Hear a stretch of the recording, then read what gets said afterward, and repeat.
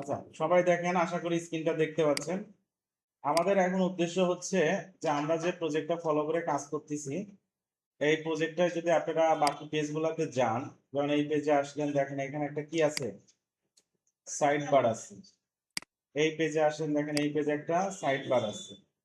এই পেজে যান, এই পেজে একটা সাইড বার আছে। প্রতিটা পেজের সাইড বার কিন্তু কি সেম, একই, একটাই সাইড বার সবগুলা পেজে কি হচ্ছে, শো হচ্ছে। প্রতিটা পেজের সাইড বার কি একই, প্রতিটা পেজের সাইড বার কি একই জিনিস, বুঝছেন? তার মানে আপনি একটা পেজে বানাইলে সবগুলা পেজে পাবেন। বুঝতে পারলেন বিষয়টা আপনারা? তাহলে এখন কিভাবে আমরা বানাবো, চলেন একটু মাথা খাটানোর চেষ্টা করি। আমরা আমাদের কি এরকম আছে কিনা একবার একটু দেখে যাই। এটা হলো আমাদের, আমি ব্লগে গেলাম, আমাদের কি আছে এখানে ডিফল্ট কিছু গার্বেজ জিনিস, মানে যেটা আসলে আমাদের দরকার না, অপ্রয়োজনীয় কিছু আছে। ঠিক না বেঠিক? তাহলে আপনি এখন যাবেন কোথায় বলেন? আপনি এখন চলে যাবেন উইজেট। উইজেটে আসলে দেখেন এই যে জায়গা আপনি কি লেখা আছে বলেন তো, সাইড বার।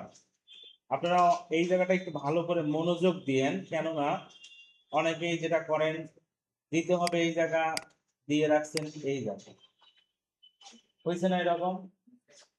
তো এইটা একটু ভালো করে দেখলে আপনিও তো একটু বুঝতে পারবেন, পারবেন না যে আমার দেখি তো কোথায় আমার ঝামেলাটা, বুঝছেন? কারণ আমি এইগুলাকে সব কি করে দিচ্ছি, যেগুলা দরকার নাই সেগুলো আমি ডিলিট করে দিলাম। সেগুলা কি করে দিলাম, ডিলিট করে দিলাম। দেখেন কত সহজ জিনিস। চলে যান, এখানে প্রথমে কি আছে বলেন তো,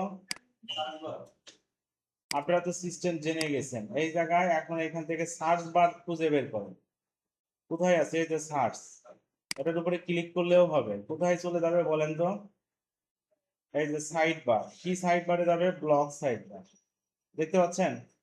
ব্লক সাইড বার সিলেক্ট আছে, ক্লিক করে দেন, দেখেন এই যে আপনার এখানে চলে আসছে। ও বলছে তোমার কি কোনো টাইটেল আছে, টাইটেল মানে কি, এই যে এটা যেমন একটা টাইটেল, এটা যেমন একটা টাইটেল, এখানে কি কোনো টাইটেল আছে? তাইলে এখন আপনি যেটা, যেটা এখন সেভ দিবেন কিভাবে, সেভ তো হচ্ছে না, এখানে একটা স্পেস দেন, হয়ে গেল। এরপরে এখানে আছে কি ক্যালেন্ডার,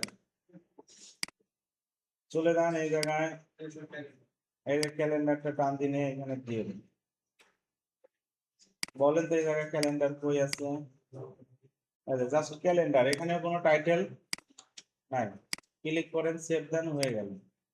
এরপরে কি আছে বলেন তো, ক্যাটাগরি, কপি করেন, এই যে ক্যাটাগরি এই জায়গাটায় আছে, টান দিয়ে নিয়ে এখানে ভুল জায়গায় ছাড়বেন না, কিন্তু ছাড়লেও দেখবেন যে কোথায় ছাড়ছেন, কি আউটপুট। অনেকে ভুল করে ছেড়ে বসে আর ঠিক করতে পারেন না। ক্যাটাগরি হয়ে গেল। এরপরে কি আছে, ট্যাগ। ট্যাগটা আসলে আপনাদের কি ট্যাগ নেওয়া হয়েছিল?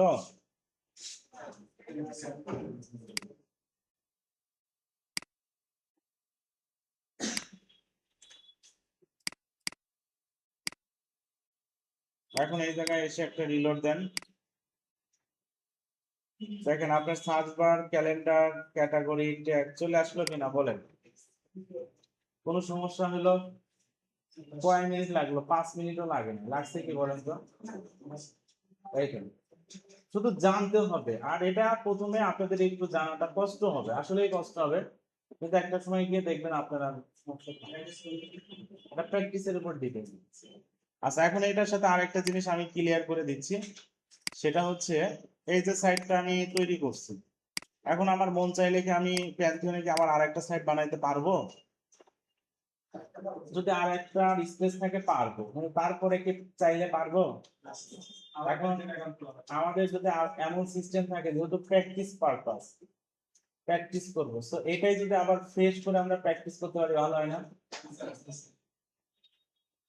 ফ্রেশ করে, কারণ এটা ফটোশপ ইলাস্ট্রেটর না, কন্ট্রোল জেড দিলাম ফিরে গেল, বা মাইক্রোসফট ওয়ার্ড না, কন্ট্রোল জেড দিলাম কি হয়ে গেল, ফিরে গেল, আবার করি। এটা করছেন মানে আপনার আর এখানে কন্ট্রোল জেড থাকবে না কিন্তু। আবার আপনাকে কি করতে হবে, সব ডিলিট করে দিয়ে কাজ করতে হবে। এখন একটা প্লাগইনের সাথে আপনাদের পরিচয় করায় দিচ্ছি। প্লাগইনের নাম হচ্ছে WP reset. Add plugin WP, এই যে আমি লিখতেছি দেখেন, ডাব্লিউপি রিসেট। সবাই কি দেখতে পাচ্ছেন নামটা? এই প্লাগইনটা দেখেন কাজ কি, আপনি এখানে ইনস্টল দেন, ইনস্টল দিয়ে আপনি অ্যাক্টিভ দেন, এই যে এখানে চলে আসছে না? এখন আমাদের এটা ব্যবহার করতে হবে।